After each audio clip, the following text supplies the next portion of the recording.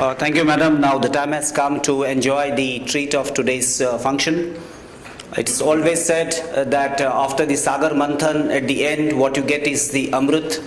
And I really believe that we all are going to have a treat with the speech of one of the finest judges of the Supreme Court of India, Hon'ble Mr. Justice Dipak Misra Sahab, Judge Supreme Court of India. Before I call again 2 lines in Hindi, आपके बारे में क्या कहूँ जुबान नहीं खुलती, आपके बारे में क्या कहूँ जुबान नहीं खुलती, सोने के 100 टुकड़े कर दो कीमत कम नहीं होती.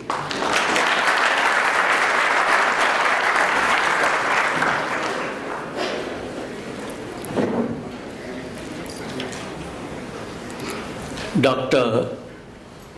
Mukund Sarda, Dean Faculty of Law, Justice M.N. Bhandari, Justice Bhagwati, Justice P.K. Misra, Chairman, Human Rights Commission, Goa, faculty members, and I must say, respected students. I have a reason. I hope you are attentive. Now, why I am saying so? Professor Mukund Sarda, while introducing me in the guise of a welcome speech, he said that possibly if Justice Misra, meaning me, if he'll speak, you can listen to him from sunrise to sunset.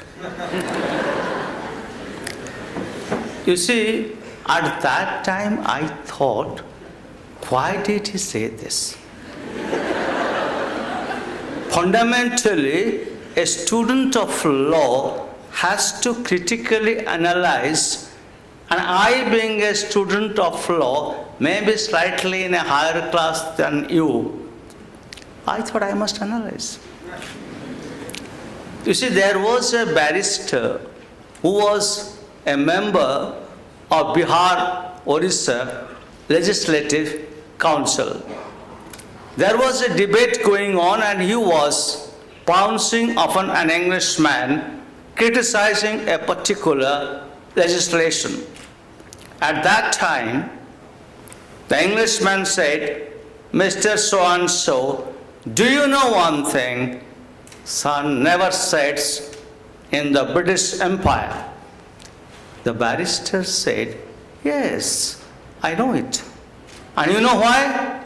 It's because God doesn't trust you, and therefore the sun doesn't set in your empire, because God doesn't want that you should get into darkness.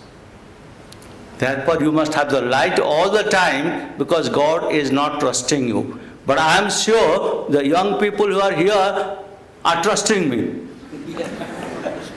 I am not like that Englishman who was saying with loud pride. Yesterday, when Mukund Sarda and ma'am, along with the young lady, went to receive me, and again we met over a cup of tea. I said, why did you not call me directly? Why did the message go? Then says, you had come 8 to 9 months back, and I was slightly, he didn't use the word nervous, but I am using hesitant to call you. Then I said, Sardaji, I will start my speech with you, but I don't have a prepared text. He has permitted me. Now let's go to the reason. Why did he not call me directly? No, why I'm trying to tell you these anecdotes. How can an analytical brain can work, function, ratios in it, analyze, whatever the logic may be. Was he nervous or was I nervous? Dr. Sarda is an intelligent man.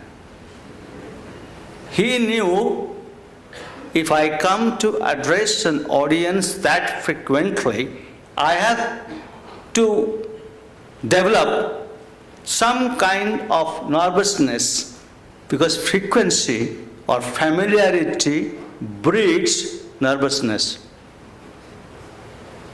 He knows it.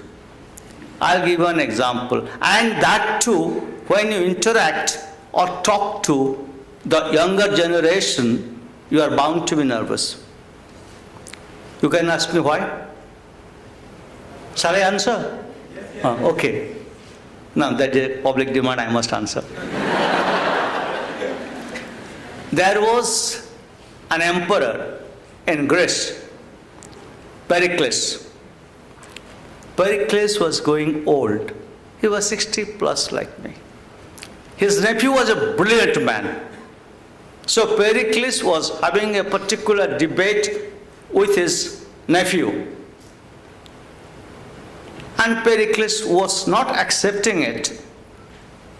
It is a good idea. Pericles said, you know so and so, I talked like this while I was young. And you are saying this today.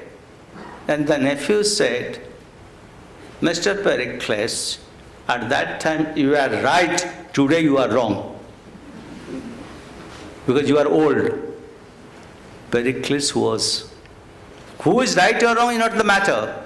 The question is the generation, question is the youth, question is the junior and the senior, question is the junior and the judge.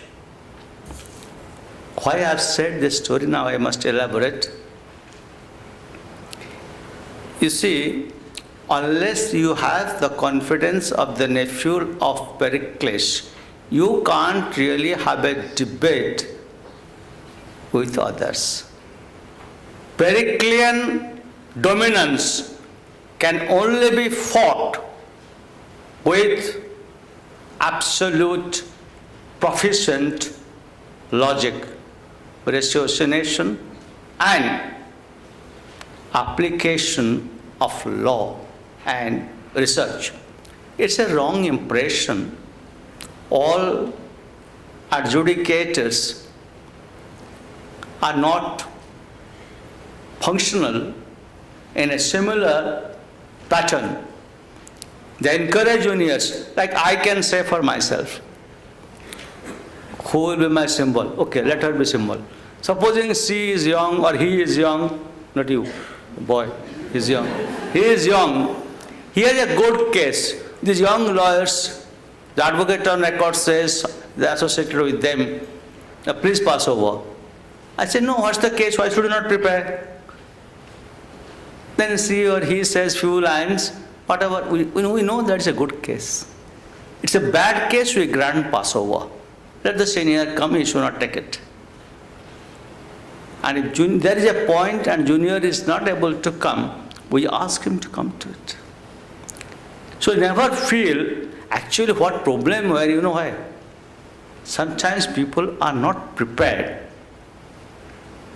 If you are prepared, you are dedicated, devoted only on the facts, nothing else is required, because nobody expects you to know so much of law, the intricacies of law, for the present. For the present. Thereafter, yes. Thereafter, you know why yes? Otherwise, you will tell us some legal principles which we will not be knowing. It can happen, it can happen. I am not saying it happens. So, don't be diffident. We are there. We are there to protect the interest in a case if it has an acceptable list, a point. Am I clear to you? Oh, good. Now, you see, Professor Sarda has been telling me that you must encourage the young generation, young lawyers. I said, how can I encourage with this speech? Bhagwati ma'am has spoken, Justice Bhandari has spoken, and Justice Misra has given many practical examples with which we were absolutely, enthusiastically excited. Rightly so. See, there was a thinker called Tocqueville. He talks about the profession of a lawyer, that this is a profession which has intellectual aristocracy. Or to put it differently, all of you stand sitting over there and here are intellectual aristocrats. But you don't have that kind of pedigree. Was Tocqueville wrong or you are wrong? Intellectual aristocracy means if you are loyal, Loyal, if you are loyal to law, then you march on the path of royalty. Loyalty to law takes you to royalty of law. You become royal. This is a principle which I am not saying from my own. This is a principle which was prevalent in 16th and 17th century of England. Loyalty can take you to royalty. And I associate that student's loyalty to law will make him royal, the king, the emperor, and in our language, a samrat.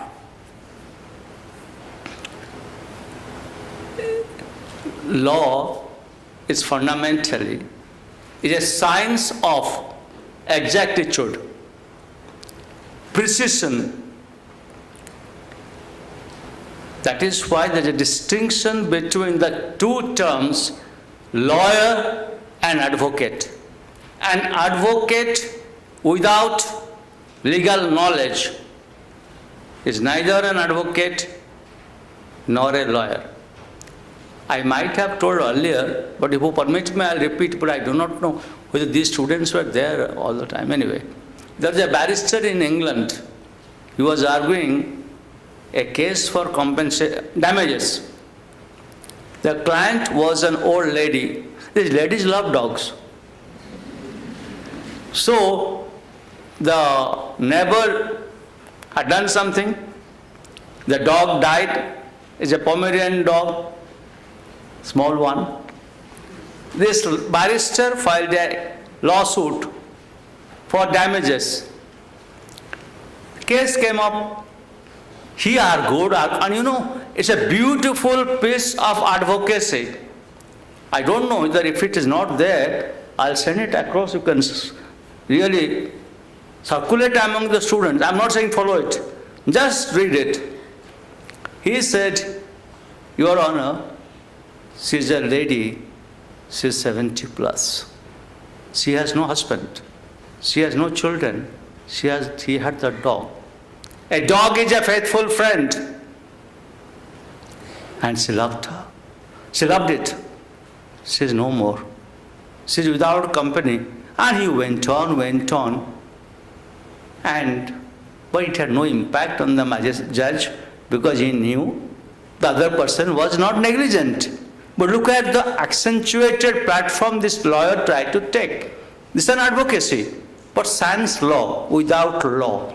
Unless you know law, advocacy alone will not help. But if you want to become a good lawyer, a complete lawyer, there must be an amalgam of law and advocacy. I'll give a small example which happened recently. I don't want to name the case or the lawyer. The judge said, please show us the award. It's very pertinent, all of you. How many of you have gone to Supreme Court for intensive? Anyone has? Okay, some of you might have seen. You are only one. Okay, some. I hope you have understood what I am trying to say. Forget who the judge was. Please take us to the award. He said, look at page B. I said, please be kind enough to take us to the award. We like to see. Please look at form B. Page B. This is not the way to argue. If a judge wants him to take to a particular page, first take him there. Then you can come to, please have a look at page B or page C. It doesn't matter. But anyway, what was told to him is this. Mr. Counsel, you are over anxious. You are enthusiastically anxious. And anxiety, my friends, is not a mental disorder. I didn't tell him that. I'm sorry. The judge did not tell him that. Anyway. Please. Anxiety, the modern science says, is a physical disorder. It has some element of mind, but the neurons do not get disturbed because of any kind of psychic disorder. No. The physical disorder aggravates the psychic disorder from where you suffer from anxiety. In 90s or 80s, it is in 90s, they used to call this disorder as anxiety neurosis. Now they have deleted the word neurosis, only calling anxiety. I said, you will take it as the last case on the board, you come. There is a point in his favor. Notice was issued. So my request and suggestion to you, young ladies and gentlemen, do not be anxious. And when do you become anxious? When you are not sure of yourself, or you feel your feet is going to Himalayas. Don't do that. Be content, but don't be complacent. This Lord Denning is often quoted. When he's talking about advocates, he says, an advocate is a minister of justice. That is what exactly Justice Bhandari tried to highlight, that you must subserve the cause of justice, not for money, but for, he didn't use these words, cause lawyering. Fighting for a cause at times, that's called cause lawyering. Very few lawyers come up who indulge or invest their energy in cause lawyering. I would suggest, if some of you can really at times get into the habit after you graduate into cause lawyering, then, yes, I'm a fan of Lord Lincoln. Any of you have read anything of Lincoln? Abraham Lincoln? President of the United States, that's good. That's a good one. Anyway, he was also a lawyer. I must tell you why I am telling it, then I will come. He was working in a farm in the town called Springfield. He left 2-3 farms, he was junior counsel, then there's a partnership farm. Then he was 35, he constituted his own farm, legal farm, with one Billy Herndon. Billy was 26, Lincoln was 35. But 50-50 partnership, 50-50 partnership. Anyway, I'm not there. Neither Lincoln nor Bill was careful to clean the floors, so the dirt accumulated. A man like him, he looks quite young to me. You, who turned? You look quite young to me. He went to read in the chambers of Abraham Lincoln. When I say read in the chambers,